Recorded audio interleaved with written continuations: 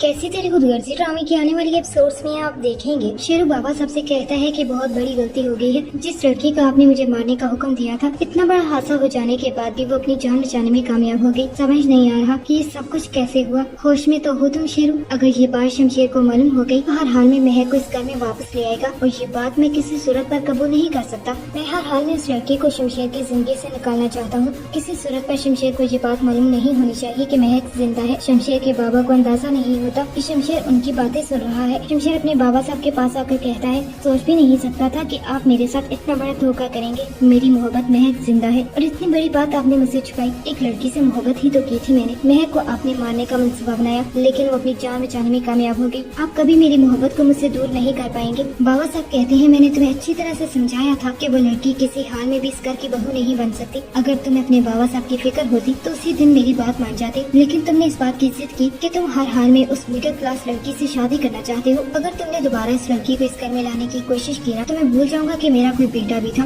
तुम्हें जायदाद से आग कर दिया जाएगा। बाबा साहब, आप इस तरह की धमकी किसी और को दीजिएगा, क्योंकि आपकी इस तरह की धमकियों से मैं डरने वाला नहीं। मैं महक से सच्ची मोहब्बत करता हूँ और हर हाल में उसे अपनी जिंदगी का हिस्सा बनाकर इस घर में लेके आऊंगा। पहले तो आपने महक को मारने का मंसूबा बनाया, लेकिन इस दफा अगर महक को कोई भी नुकसान पहुँचाना तो मैं भूल जाऊंगी कि आपका और मेरा आपस में क्या रिश्ता है। अब तो बाबा साहब दंग रह जाते हैं। उन्हें अच्छी तरह से अंदाजा हो जाता है कि शमशेर पागलों की हद तक महक को चाहता है।